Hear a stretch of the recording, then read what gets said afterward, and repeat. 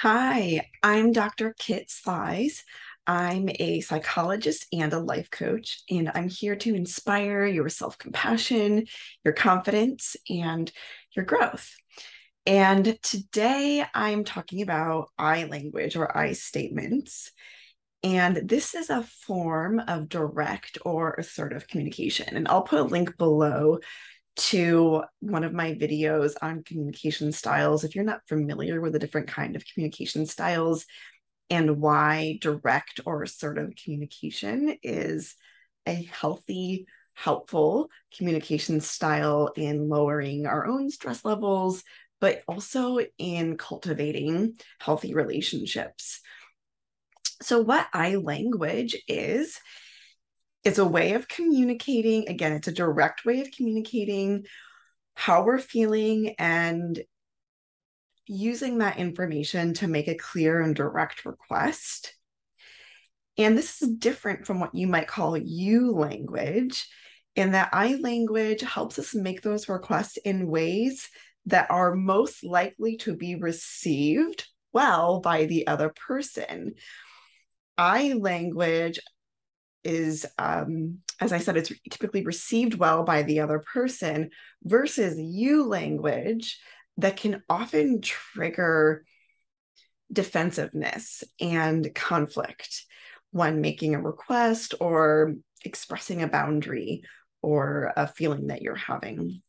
And so, just to kind of highlight the difference, you language might sound like things when you're addressing somebody, it's saying things like, you always do this, you always leave this door open, you're always mean to me, you did this thing, you, right? And if you can kind of imagine, if I was saying that to you always say things to me in this mean way, or you always leave the dishwasher a mess or something like that. If I was saying that to you, if we knew each other and I was saying that to you, your immediate response is probably, what in the world are you talking about? I never do those things. Or if it's not, I never, it's, well, I didn't do it today, or, you're building up all of these defenses, all of these reasons for why you don't do those things.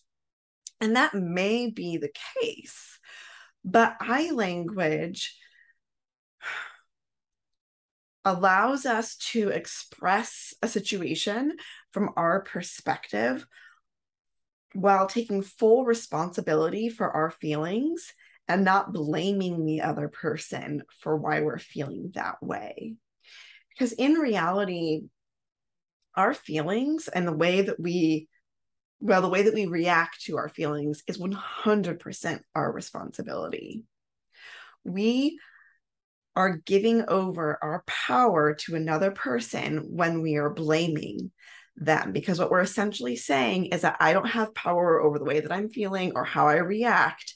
I'm giving all of my power over to you by blaming you for your behaviors or something, and my reactions to those behaviors. And that's we don't want to give away our power. We want to hold on to our power, and we want to take responsibility for what's ours. But we also want to set clear boundaries and make requests when something is bothering us, or when we feel like a boundary or some aspect has been violated in a relationship. It's important to be able to communicate that. And so I statements, I language allows us to do that. I language is just a general term for beginning our sentences with I instead of you, and taking, again, responsibility for our behaviors and our reactions. I statements are a very clear prescriptive formula for using I language to express our feelings based on some observation, explaining why we feel that way because of the observation, and then at the end allowing for a clear request or boundary to be made. So you might find different formulations for this when you Google I statements. Here's my formulation.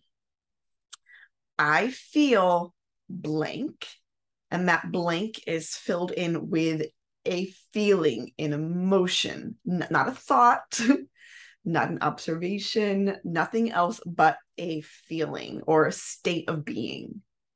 Okay, what our experience is.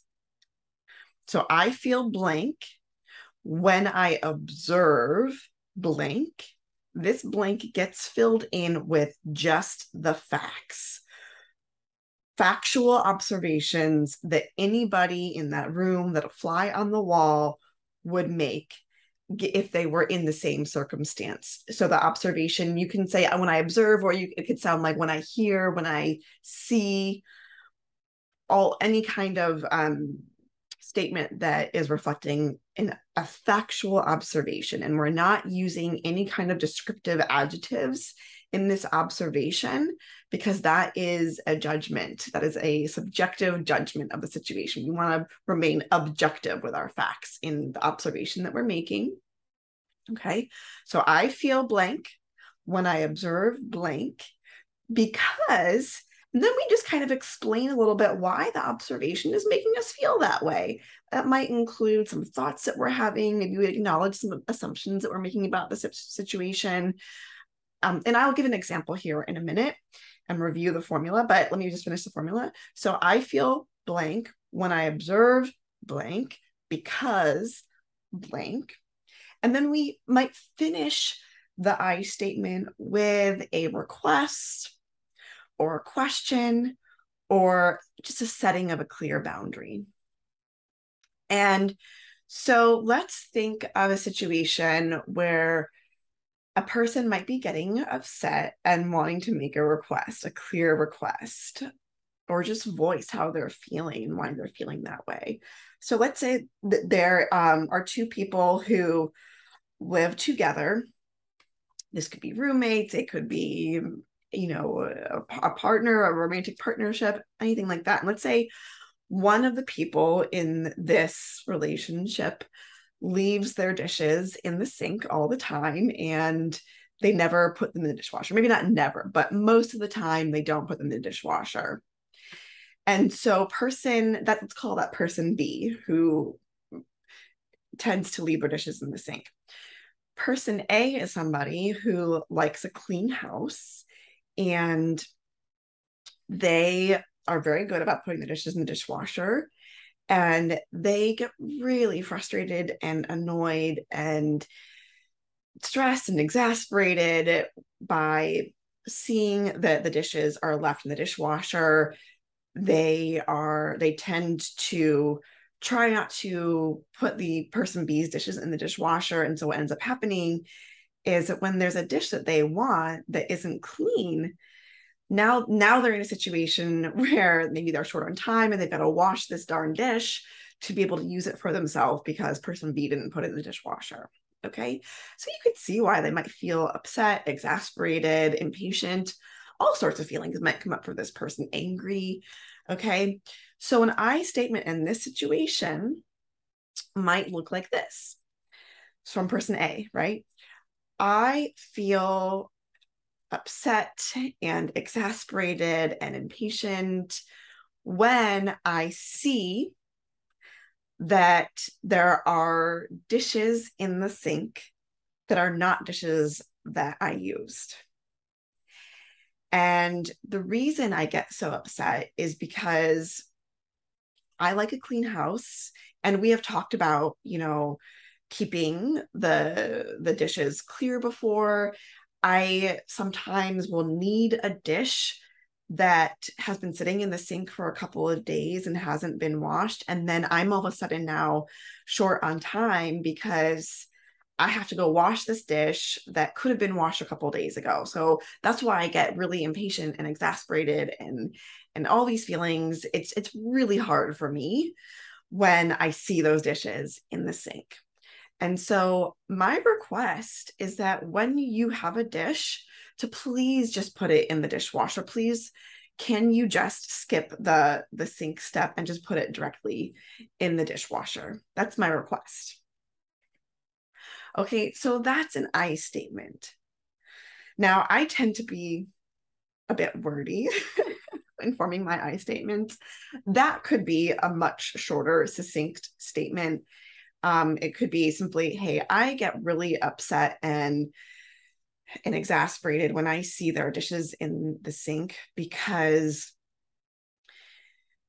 we have talked about keeping the sink clear, and it makes me think maybe that you don't care about our agreement. I also just get really short in time. And so my request is, can you please put your dishes in the dishwasher? That's be a shorter way of saying it. I tend to get a little bit wordy. But so that's an I statement. Can you see how I'm being very clear in my statement? I'm not hedging around it. I'm not being mean about it. I'm not blaming the other person. I'm not calling them messy. That's a criticism. I'm not saying anything about who they are as a person. I'm not attacking their character. I'm literally just sticking with the facts that there are dishes that I'm observing in the sink for days on end that are not getting washed. And then I'm making a request, right? Which is a fair and valid request. If the other person is getting mad at me from that request, that really has nothing to do with me, especially as in my example, I kind of played on that and pretended like we'd already had a conversation, maybe an agreement about keeping the house clean. But even if we had not had that conversation, it's simply a request without blaming them. The other person could come back with me of like, no, I can't do that. And now I'm in a situation of, okay, how am I going to deal with this? If I'm a roommate, I might be thinking about, hey, maybe I'm going to be thinking about a different living situation when my lease is up. Maybe I want to think about buying a separate set of dishes for myself that only I use and keeping those separate. I mean, we can talk about other solutions, but do you see how my I statement can create an opportunity for conversation without going into the person B having reactions? I'm not blaming them or anything like that. It's really giving them an opportunity to consider my perspective from a non-accusatory stance. And if we really want to get into beneficial ways of communicating, I might go a step further and I might make that request, and then I might tag on, how do you feel about my request? If I really want to cultivate some productive communication, because now we're really taking into consideration everybody's feelings in that moment. And yes, I'm exasperated, but maybe the other person has some feelings. Maybe there's some struggle that they deal with about why they don't put the dishes in the sink, and maybe we can put our heads together to help them feel supported in that. Or maybe it's as simple as they just needed to hear my request and they can do it after that request.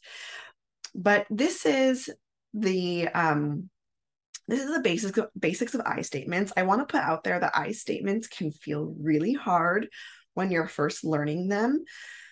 Part of the beauty of I statements and part of the growth that I see when I'm working with people on this, and when I was also learning I statements, is sometimes the biggest, hardest part of the I statement is just identifying the feeling that we're having associated with the thing. And sometimes just identifying the feeling helps us feel so much better in that moment, just realizing the reaction that we are having.